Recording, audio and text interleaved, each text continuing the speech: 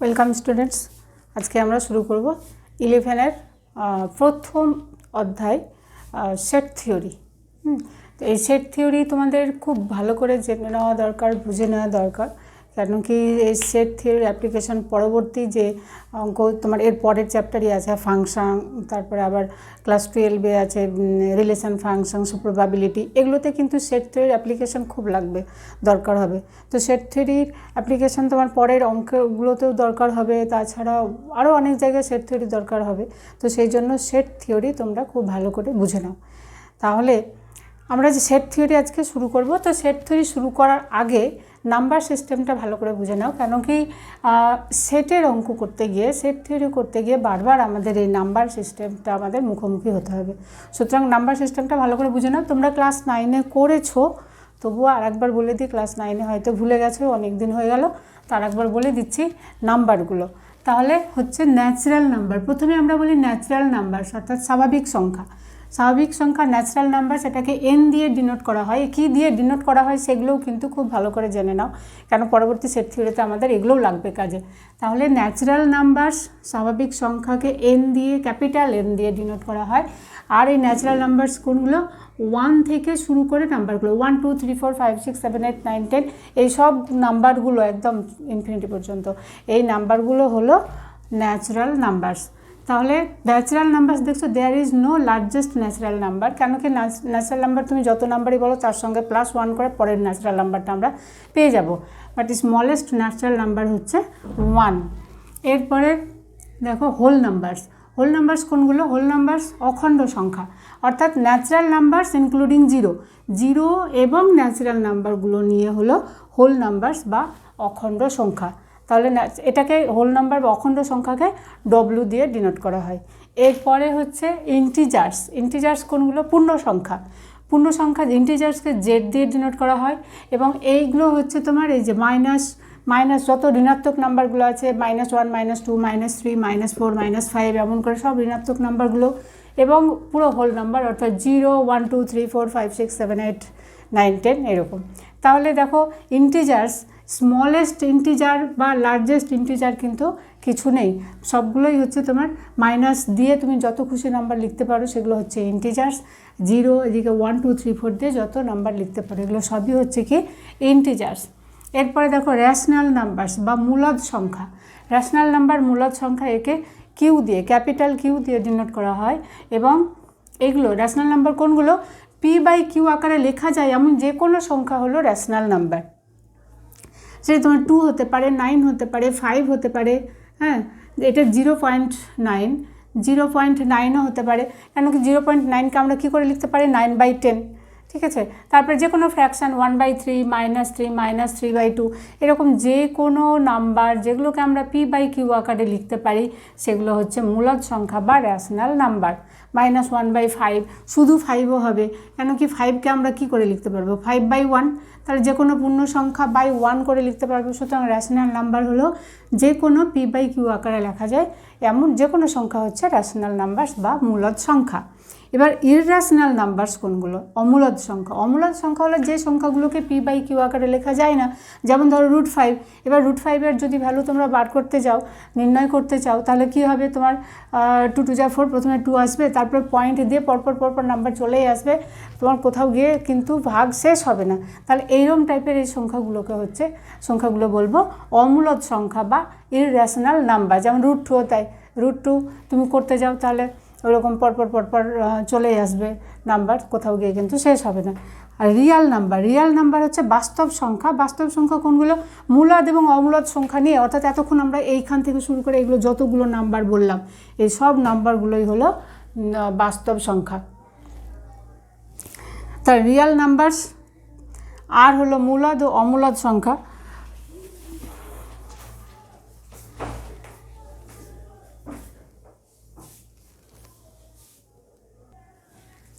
তো বুঝতে পারছো রিয়েল নাম্বারস বা বাস্তব সংখ্যা কোনগুলো, যতগুলো সংখ্যা বললাম, মূলদ সংখ্যা, অমূলদ সংখ্যা, ইন্টিজার্স, হোল নাম্বারস, এগুলো সব কিছু রিয়েল নাম্বারের মধ্যেই পড়লো। এরপরে হচ্ছে কমপ্লেক্স নাম্বার বা জটিল সংখ্যা। কমপ্লেক্স নাম্বারকে সি দিয়ে ডিনোট করা হয়। কমপ্লেক্স নাম্বার তোমাদের 11-এই আছে, যখন পড়াবো তখন কমপ্লেক্স নাম্বার সম্পর্কে আরও ডিটেলসে বলবো। এটুকু মনে রাখো, কমপ্লেক্স নাম্বারকে সি দিয়ে ডিনোট করা হয়। তাহলে এই হলো নাম্বারস, এগুলো লিখে নাও।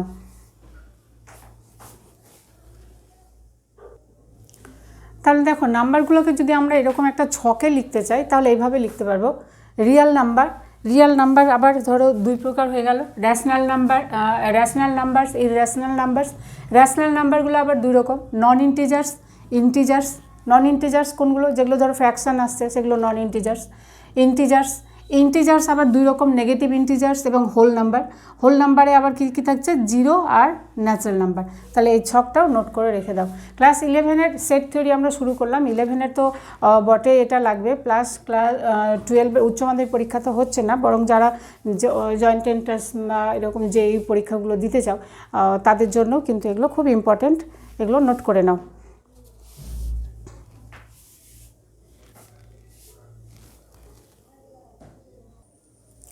এবার দেখো সেট, ডেফিনেশন অফ সেটের সংজ্ঞা। সেট কি? সেট হচ্ছে কালেকশন অফ অবজেক্টস,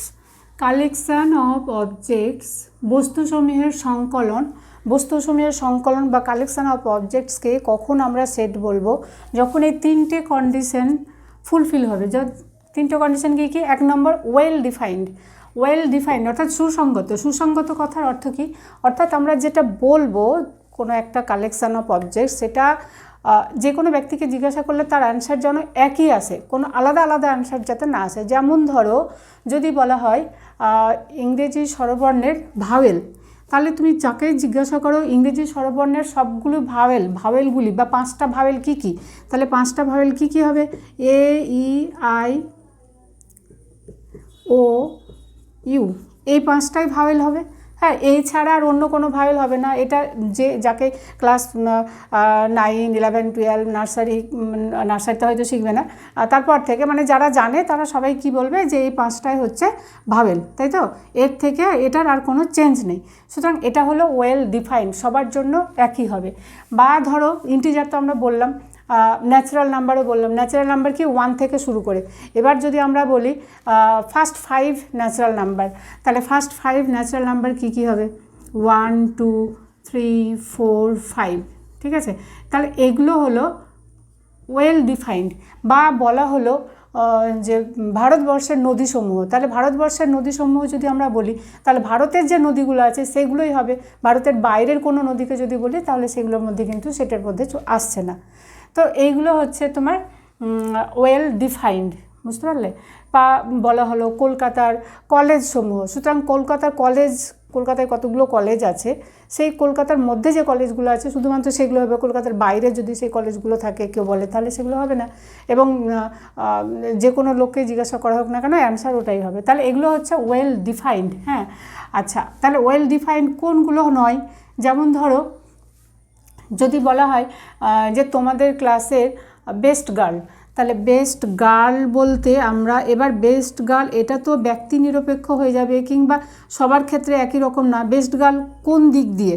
পড়াশোনায় বেস্ট, নাকি নাচে গানে, নাকি খেলাধুলায়, কী কারণে বেস্ট সেটা হবে। কেউ হয়তো খেলাধুলায় যে পছন্দ করে সে তো তাকেই বেস্ট গার্ল বলবে, এই না?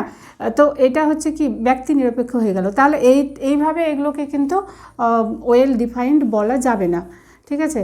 তাহলে এইটা হলো ওয়েল ডিফাইন্ড বা সুসংগত, বুঝতে পারলে? সুসংগত মানে অবজেক্ট অফ কালেকশান, কিন্তু সেটা কি হতে হবে? ওয়েল ডিফাইন্ড হতে হবে। যে কোনো দুটি বস্তু পরস্পর ভিন্ন। তাহলে দেখো এখানে যে অবজেক্টগুলো আছে 1, 2, 3, 4, 5 এগুলো সবই কি আলাদা, কেউ কারোর সঙ্গে মিল নেই। এই, আই, ও, ইউ এগুলো সবার সঙ্গে আলাদা। তাহলে যে কোনো দুটি বস্তু পরস্পর ভিন্ন হবে এবং ক্রম নিরপেক্ষ, অর্থাৎ ইন্ডিপেন্ডেন্ট অফ অর্ডার হবে। ক্রম নিরপেক্ষ মানে এই, আই, ও, ইউ এই বরাবরই লিখতে হবে তা নয়। কেউ যদি এমনও লিখতে পারে ইউ আগে লিখলো, আই, ও, ই, তারপরে হয়তো এমন করেও লিখতে পারে। তাহলে এইগুলো তখন হচ্ছে সেট। তাহলে সেট হওয়ার জন্য 3টে condition, object of collection of objects, হ্যাঁ, বস্তুসমূহের সংকলন, কিন্তু সেখানে 3টে এই কন্ডিশন থাকতে হবে। কী কী তিনটে কন্ডিশান? এক নম্বর হলো ওয়েল ডিফাইন্ড, মানে এই যে ব্যাপারটা বললাম যাতে সুসংজ্ঞাত হয়, তার একটা সংজ্ঞা থাকে এবং সেটা ব্যক্তি নিরপেক্ষ হয়, যে কোনো ব্যক্তির ক্ষেত্রে একই অ্যান্সার হবে, যে কোনো দুটি বস্তু পরস্পর ভিন্ন হবে এবং ক্রম নিরপেক্ষ হবে, তখন আমরা একটা সেট অবজেক্ট, সেই কালেকশান অফ অবজেক্টসকে বলবো সেটস।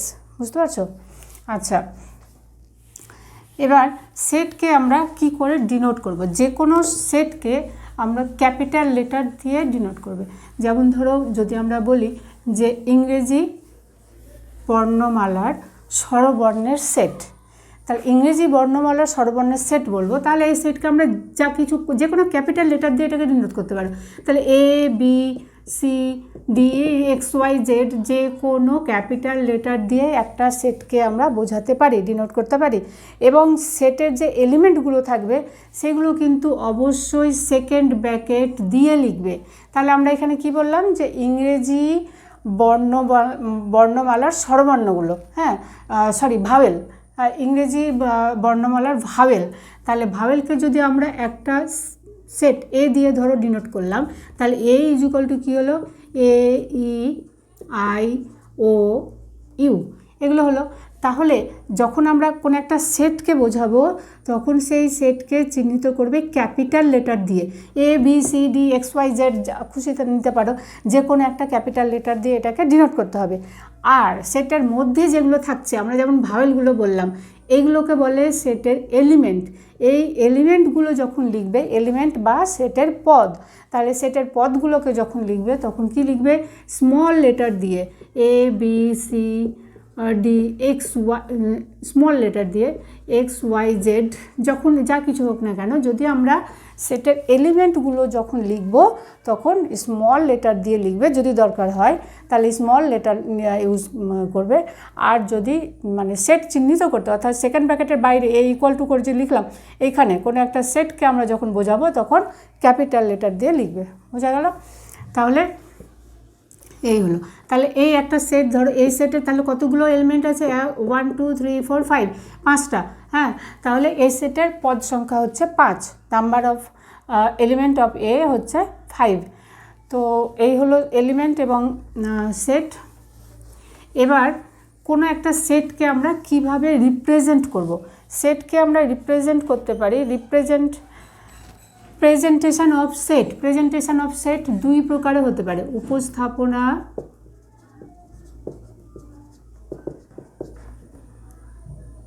সেটের উপস্থাপনা, সেট সমূহের উপস্থাপনা বা প্রেজেন্টেশন অফ সেটস।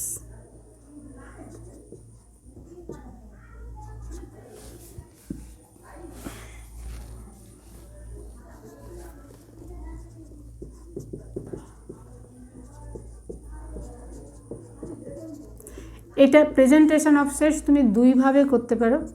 একটা হচ্ছে সেটকে আমরা দুইভাবে প্রেজেন্ট করতে পারি। Number 1, roster or tabular method. এটাকে রোস্টার মেথড বা ট্যাবুলার মেথড বলে।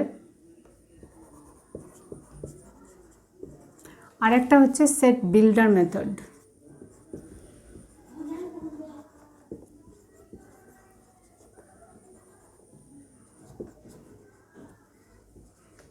আচ্ছা, রোস্টার মেথড কোনটা? এটা একটু ইজি ফর্ম। হ্যাঁ,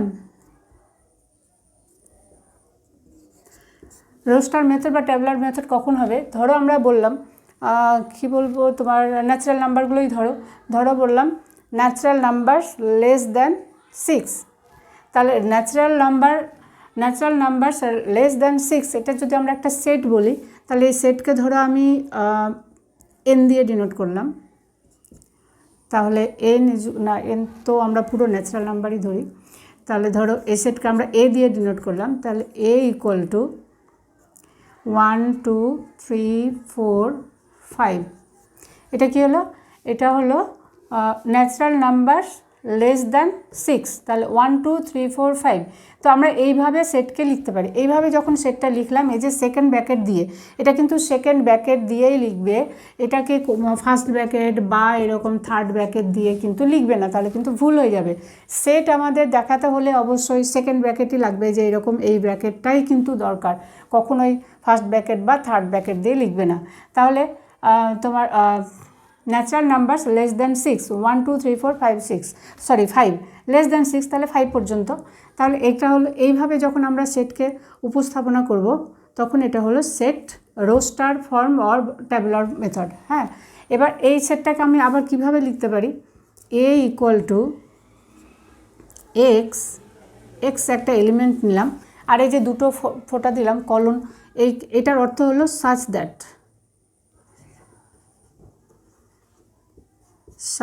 দ্যাট, মানে এমন যে, এক্স এমন যে x belongs to natural number. হ্যাঁ, এই চিহ্নটা বলে বিলংস টু। আচ্ছা, বিলংস টু ব্যাপারটা কি, যেমন ধরো আমরা ন্যাচারাল নাম্বার একটু আগে বললাম, এই জন্য বারবারে বললাম যে ন্যাচারাল নাম্বার সেট করতে গিয়ে আমাদের নাম্বারগুলো বারে বারে আসবে। তাহলে এন ইজ ইকুয়াল টু আমরা কি বললাম, 1 2 3 4 5 এরকম করে এইসব চললো তোমার ইনফিনিটি পর্যন্ত। তাহলে এগুলো হলো ন্যাচারাল নাম্বার। এবার যদি আমরা বলি 2, তাহলে এই যে 2 নাম্বারটা কি ন্যাচারাল নাম্বারের মধ্যে পড়লো, তখন এটাকে আমরা এভাবে লিখব, 2 বিলংস টু ন্যাচারাল নাম্বার। তাহলে এরকম করে এই যে এভাবে, তারপরে 3টা ইপসাইলের মতো যে চিহ্নটা, এটাকে আমরা কি করে পড়ব, বিলংস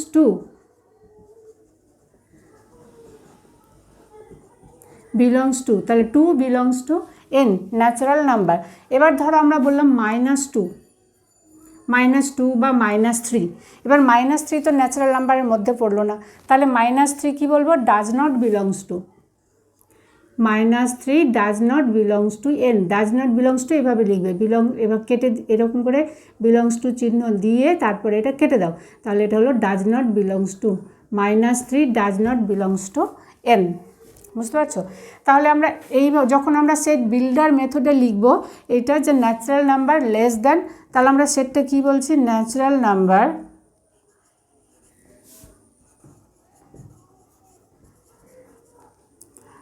নাম্বারস লেস দ্যান 6। তাহলে যখন আমরা রোস্টার মেথড বা ট্যাবুলার মেথডে লিখব তখন এইভাবে সেকেন্ড ব্র্যাকেটের মধ্যে 6-এর থেকে যেগুলো ছোট আছে 1 2 3 4 5 এই নাম্বারগুলো লিখলাম।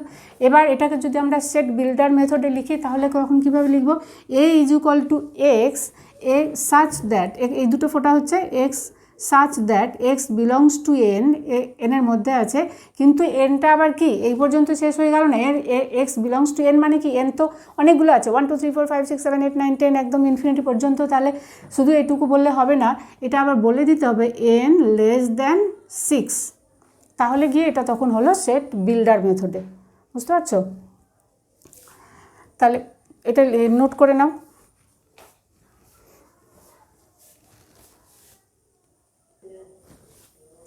এবার দেখো কিছু ডেফিনেশনগুলো যেগুলো আমাদের সেটে লাগবে সেগুলো দেখে নাও। সসীম সেট ও অসীম সেট, সসীম সেট ও অসীম সেট বা ফাইনাইট ও ইনফাইনাইট সেটস। ফাইনাইট সেট বা ইনফাইনাইট সেটস কাকে বলবো, যে সেটের পদ সংখ্যা ফাইনাইট মানে নির্দিষ্ট কাউন্ট করা যাবে, তাহলে সেগুলোকে বলবো ফাইনাইট সেট। যেমন ধরো natural number, first natural number বা ন্যাচারাল নাম্বার লেস দ্যান 10 এমন যদি বলি তাহলে 1 2 3 4 9 পর্যন্ত লেস দ্যান 10। আর যদি বলি ফার্স্ট 10 ন্যাচারাল নাম্বার তাহলে 9 10ও হবে। তাহলে এইগুলো অর্থাৎ যদি কোনো সেটের পদ সংখ্যা কাউন্ট করা যায়, যেমন স্বরবর্ণ, 5টা স্বরবর্ণ এ ই আই ও ইউ এরকম, বা হয়তো বলা হলো জোড় সংখ্যা লেস দ্যান 10 এরকম হয়তো বলা হলো, ইভেন নাম্বার লেস দ্যান 10। তাহলে ইভেন নাম্বার লেস দ্যান 10 কী হবে, 2 4 6 8 এগুলো। তাহলে এই দেখো এইগুলো হচ্ছে কি কাউন্ট করা যাবে যে পদ সংখ্যা কতগুলো পদ আছে, তখন এগুলোকে বলবো সসীম সেট। তাহলে সসীম সেট বা ফাইনাইট সেটস কখন বলবো, যদি তোমার একটা সেটের এলিমেন্ট কতগুলো আছে সেগুলো যদি কাউন্ট করা যায় তাহলে সেটা হলো সসীম সেট, আর যদি কাউন্ট না করা যায় তাহলে হবে অসীম সেট। যেমন ধরো বলা হলো ন্যাচারাল নাম্বারের সেট, তাহলে n দিয়ে দিলাম, n ইজ ইকুয়াল টু 1 2 3। তাহলে ন্যাচারাল নাম্বার কতগুলো আছে? ইনফিনিটি, কাউন্ট করা যাবে না, তোমার শেষই হবে না ন্যাচারাল নাম্বার। তখন এটা হলো অসীম সেট, বুঝতে পারলে? বা এরকম আমরা লিখতে পারি যে ধর এক্স একটা set, x is equal two N such that 1/n n equal to 1 2 3 dot dot এমন করে হয়তো হলো। হ্যাঁ, তাহলে তখন এগুলো কি হবে?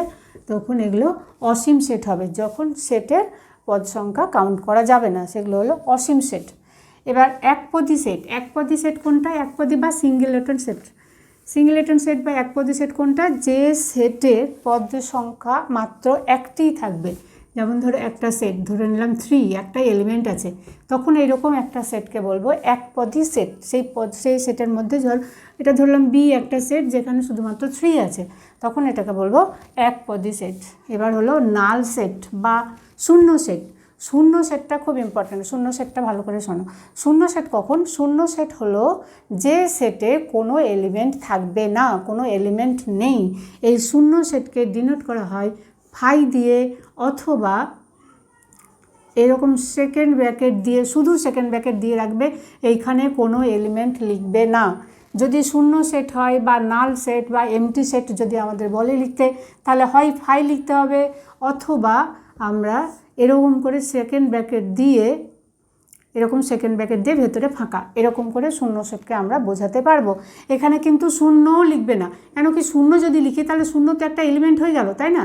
তাহলে শূন্য সেট যখন লিখবে এরকম দুটো ব্র্যাকেট দিয়ে ফাঁকা, তাহলে এটা হলো নাল সেট বা এমটি সেট বা শূন্য সেট। এবার শূন্য সেটের এক্সাম্পল কী হবে? শূন্য সেটের এক্সাম্পল তুমি এরকম লিখতে পারো, ইন্টিজার্স এ ধরো একটা set a is equal to x such that natural number 2 less than equal to x less than equal to 3। তাহলে 2 এবং 3 মাঝখানে কোনো একটা ইন্টিজার ধরো, হ্যাঁ, x belongs to x belongs to n দিয়ে দিই বা z দিয়ে দাও, যাই হোক, x belongs to n, ঠিক আছে, অ্যান্ড এক্স লেস দ্যান 2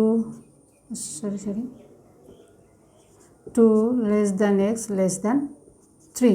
অর্থাৎ 2 আর 3-র মাঝে একটা ন্যাচারাল নাম্বার আছে কি? নেই। তাহলে হচ্ছে কি, এটা কি হবে? তাহলে এটা হবে তখন শূন্য সেট, ঠিক আছে। বা হয়তো বললাম বি একটা set, b is equal to x such that x জোড় সংখ্যা বা x is an even number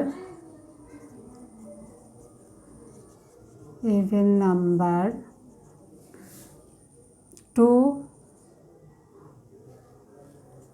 less than x less than 4। তাহলে 2 এবং 4-এর মাঝে কোনো একটা ইভেন নাম্বার, তাহলে এরকম কি আর আছে? 2 আর 4-এ আর কোনো জোড় সংখ্যা আছে? নেই। তাহলে এইগুলো তখন হবে শূন্য সেট, অর্থাৎ যেটার কোনো এলিমেন্ট, যেখানে আমরা কোনো পদ পাবো না, এরকম টাইপের সেট হলে তখন সেগুলো হবে শূন্য সেট। নোট করে নাও।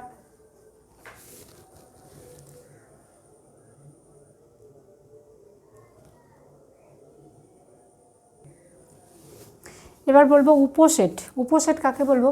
উপসেট হচ্ছে যদি এ এবং বি দুটো এমন সেট হয়, এ ও বি যদি দুটো এমন সেট হয় যে বি এর প্রত্যেকটা এলিমেন্ট এতে আছে, এর এলিমেন্ট, তখন আমরা বিকে বলবো সাবসেট অফ এ।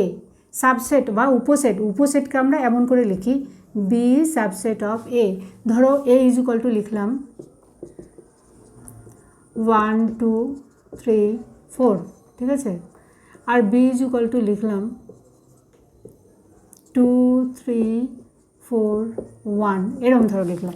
তাহলে দেখো বি এর প্রত্যেকটা এলিমেন্ট এতে আছে, তখন আমরা এটাকে বি সাবসেট অফ এ এরকম লিখতে পারি। এবার বি এর এগুলো একই নাম্বার, সবগুলো নাম্বারও থাকতে পারে, আবার নাও থাকতে পারে, এরকমও থাকতে পারে 2 3 4, তবুও দেখো বি এর প্রত্যেকটা নাম্বার এতে আছে। তাহলে তখন এগুলো হচ্ছে সাবসেট অফ এ। এবার যদি এমন হয় মানে এইরকম ক্ষেত্রে এটাও সাবসেট কিন্তু এটা হচ্ছে প্রপার সাবসেট। হ্যাঁ, প্রপার সাবসেট কখন বলবো, যদি এতে এমন একটাও এলিমেন্ট থাকে যেটা বিতে নেই, বি এর সব এলিমেন্ট এতে আছে, বি এর প্রত্যেকটা এলিমেন্ট এতে আছে, কিন্তু এ এর একটা এলিমেন্ট বিতে নেই, একটা মানে অ্যাটলিস্ট একটা বলছি, দুটো তিনটে চারটেও হতে পারে। যদি এ এর প্রত্যেকটা এলিমেন্ট বিতে না থাকে তখন আমরা এই বি সেটকে এ সেটের প্রপার সাবসেট বলবো। তো বুঝতে পারলে প্রপার সাবসেট, এবং প্রপার সাবসেটকে আমরা এইভাবে লিখব, বি, এটা হলো প্রপার সাবসেটের চিহ্ন, সেখানে নিচে এই দাগটা হবে না, B proper subset of A, proper subset অর্থাৎ যথার্থ উপসেট। তো প্রপার সাবসেট কখন বলবো, যদি বি এ একটা এরকম এলিমেন্ট না থাকে যেটা এতে নেই, অর্থাৎ বি এর প্রত্যেকটা এলিমেন্ট এতে আছে, এ সেটে আছে, বি সেটের প্রত্যেকটা এলিমেন্ট এ সেটে আছে। যেমন এটাই এক্সাম্পল দেখো, 2 3 4 এতে আছে কিন্তু এতে একটা বেশি এলিমেন্ট আছে, যদি এরকম থাকে তখন সেক্ষেত্রে আমরা বিকে বলবো প্রপার সাবসেট অফ এ, অর্থাৎ বি এর যথার্থ উপসেট। আর সাবসেট যখন বলবো সেই ক্ষেত্রে এরকম কোনো কন্ডিশন নেই, তোমার সেক্ষেত্রে এখানে 1 থাকতেও পারে, যদি এমন থাকে তখন আমরা বলবো আমরা যে সাবসেট। এবার দেখো, তাহলে বুঝতে পারলে প্রপার সাবসেট আর শুধু সাবসেটের মধ্যে পার্থক্য। সাবসেট যখন হবে তখন কী হবে, এ আর বি দুটো এলিমেন্ট এমন যে বি এর প্রত্যেকটা এলিমেন্ট এতে আছে, হ্যাঁ, তাহলে সাবসেট হয়ে গেল। এবার যদি প্রপার সাবসেট হতে হয় তাহলে কী হবে, যে এতে অ্যাটলিস্ট একটাও এলিমেন্ট থাকতে হবে যেটা হয়তো বিতে নেই, বি এর প্রত্যেকটা এলিমেন্ট এতে আছে কিন্তু এ এর কিছু এলিমেন্ট বিতে নেই, সেই ক্ষেত্রে তখন হবে প্রপার সাবসেট।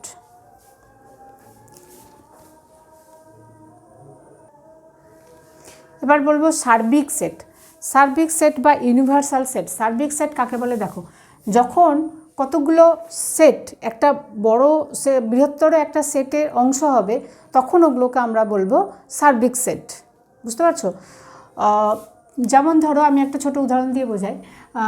যেমন ধরো এই একটা সেট নিলাম যেখানে তোমার শুধু বিজোড় সংখ্যাগুলো লিখলাম 1 3 5 7 ডট ডট দিয়ে এরকম লিখলাম। বি একটা সেট লিখলাম যেখানে লিখলাম শুধু জোড় সংখ্যাগুলো 2 4 6 8 ডট ডট, ঠিক আছে।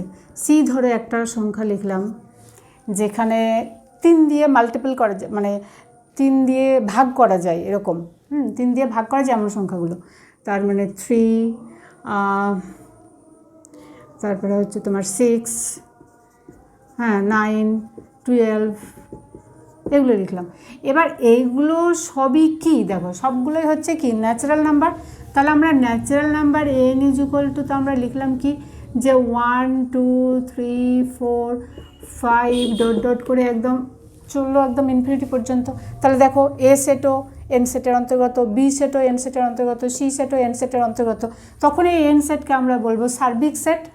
বুঝতে পারছো? তাহলে সার্বিক সেট আমরা কখন বলবো, যখন কতগুলো সেট একটা বড় একটা কোনো সেটের অন্তর্গত হবে তখন ওই সেটগুলোকে বলবো, তখন ওই বড় সেটটাকে বলবো, বৃহত্তর সেটটাকে বলবো আমরা সার্বিক সেট।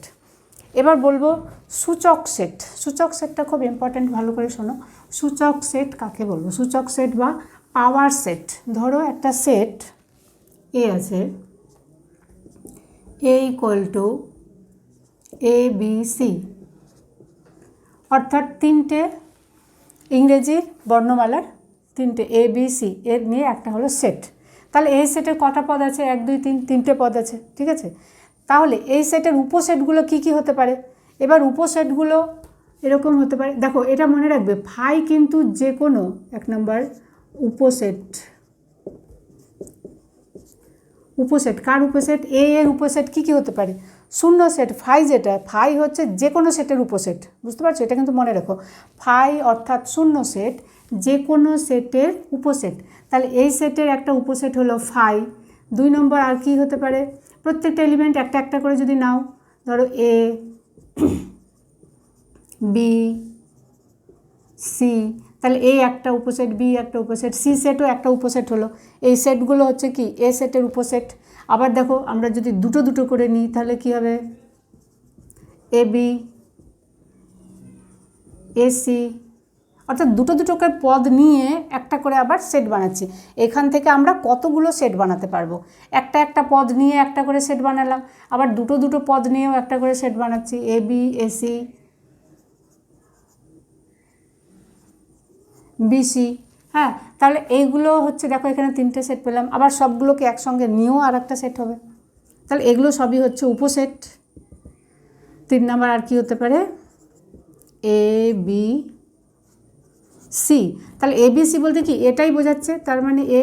তাহলে আমরা এখান থেকে দুটো জিনিস তো পেয়ে গেলাম, যে যখন আমরা উপসেট বলবো কোনো সেটের উপসেট, ফাইটা তো অবশ্যই যে কোনো সেটের উপসেট এবং ওই সেটটা নিজে ওই নিজের সেটের একটা উপসেট হবে। তাহলে দেখো যখন আমরা তিনটে একসঙ্গে নিচ্ছি তাহলে এ পেলাম, এটাও কিন্তু হচ্ছে এ সেটের একটা উপসেট। তাহলে এই যে যতগুলো উপসেট নিলাম, এই সবগুলো উপসেট নিয়ে যে সেটটা পাবো সেই সেটকে বলা হবে এই সেটের পাওয়ার সেট। তাহলে পাওয়ার সেটকে পি এ এমন করে ডিনোট করা হয়। তাহলে পাওয়ার সেট অফ এ, হ্যাঁ power set of A is equal to কী হলো, এ সেটের সবগুলো উপসেট নিয়ে যে সেট সেটা হলো ওই সেটের পাওয়ার সেট। তাহলে পাওয়ার সেট অফ এ প্রথমে ফাই লেখো, তারপরে প্রত্যেকটা উপসেটকে কমা দিয়ে দিয়ে আবার লিখে দাও বি সি, এবার প্রত্যেকটা দুটো দুটো করে এ বি। যখন দেখবে সেটের মধ্যে যে এলিমেন্টগুলো লিখবে সেগুলো কিন্তু কমা দিয়ে দিয়ে লিখবে, এ বি এসি বিসি এবং এ মানে এ বি সি, এটা পুরোটা এটা লিখলাম না, এ শুধু লিখে দিলেও হবে। তাহলে এই যে পেলাম এইটা হচ্ছে পাওয়ার সেট বা সূচক সেট অফ এ। তাহলে এ সেটের পাওয়ার সেট কি করে লিখলাম, এ সেট থেকে যতগুলো পসিবল উপসেট নিয়ে সবগুলো উপসেট নিয়ে যে সেটটা পেলাম সেটা হলো এ সেটের পাওয়ার সেট। এবার এই পাওয়ার সেটের এলিমেন্ট কতগুলো হলো কাউন্ট করো, 1 2 3 4 5 6 7 8। তাহলে নাম্বার অফ এলিমেন্ট এই সেটে হলো 8। এইখানে দেখো নাম্বার অফ এলিমেন্ট কত ছিল, 3। তাহলে 3 থেকে 8 আমরা কি করে পাচ্ছি, দেখো এটা পাচ্ছি 2 টু দি পাওয়ার 3 করে, বুঝতে পারছো। আর একটা ছোট্ট এক্সাম্পল দেখো, ধরো একটা set B is equal to হচ্ছে 1 2 ধরো। তাহলে এই সেটের উপসেটগুলো কি কি হবে, তাহলে power set of B, power set of B আমরা কেমন করে লিখব, এই বি সেটের যতগুলো উপসেট পাবো তাদের নিয়ে একটা সেট। তাহলে ফাই একটা, ফাই তো যে কোনো সেটের উপসেট। তারপরে এলিমেন্টগুলো একটা একটা করে নাও, তাহলে একবার 1 নিলাম, আর একবার 2 নিলাম, আর একবার দুটো একসঙ্গে। তাহলে দুটো একসঙ্গে নিলে বি ঘুরে আসছে, তাহলে আমরা এখানটায় বি লিখে দিলাম। তাহলে এখানে দেখো এখানে দেখো কটা এলিমেন্ট ছিল, দুটো। বি সেটে দুটো এলিমেন্ট ছিল।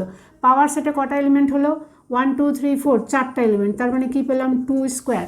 তাহলে দেখো এই যে রিলেশান এখানে পেলাম, এখান থেকে কিছু বোঝা যাচ্ছে। অর্থাৎ এখান থেকে আমরা কি বুঝতে পারছি, যে কোনো সেটের যত পদ সংখ্যা হবে পাওয়ার সেটের পদ সংখ্যা 2 টু দি পাওয়ার তত হবে। অর্থাৎ কোনো সেটের পদ সংখ্যা অর্থাৎ এলিমেন্ট সংখ্যা যদি n হয়, তাহলে ওই সেটের পাওয়ার সেটের পদ সংখ্যা হবে 2 টু দি পাওয়ার n, বুঝতে পারছো। তাহলে আমরা কি বললাম, আবার লিখে নাও এখানে ভালো করে, যে কোনো সেটের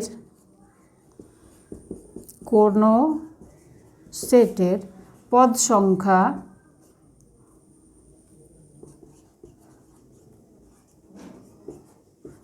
n হলে ওই সেটের সূচক সেটের পদ সংখ্যা হবে 2 টু দি পাওয়ার n, বুঝতে পারলে। Most important formula. কোনো সেটের, আমি আবার বলছি, কোনো সেটের পদ সংখ্যা n হলে ওই সেটের সূচক সেটের পদ সংখ্যা হবে 2 টু দি পাওয়ার n। এবার তোমাদের বলি, কোনো একটা সেট আমি লিখলাম, ধরো এক্স ইজুকাল টু একটা সেট লিখলাম 1 2 3 4। তাহলে পাওয়ার সেট অর্থাৎ px, এই সেটের পদ সংখ্যা কত হবে, পদ সংখ্যা কত হবে, এটার অ্যান্সার কমেন্ট বক্সে লেখো। তো আজকে এই পর্যন্তই। এগুলো মোটামুটি রেডি করো। এর পরের দিন আমরা আরও এক্সারসাইজ আরম্ভ করব, সেটের আর অঙ্কগুলো শুরু করব। ঠিক আছে? তো wish you all the best. Thank you.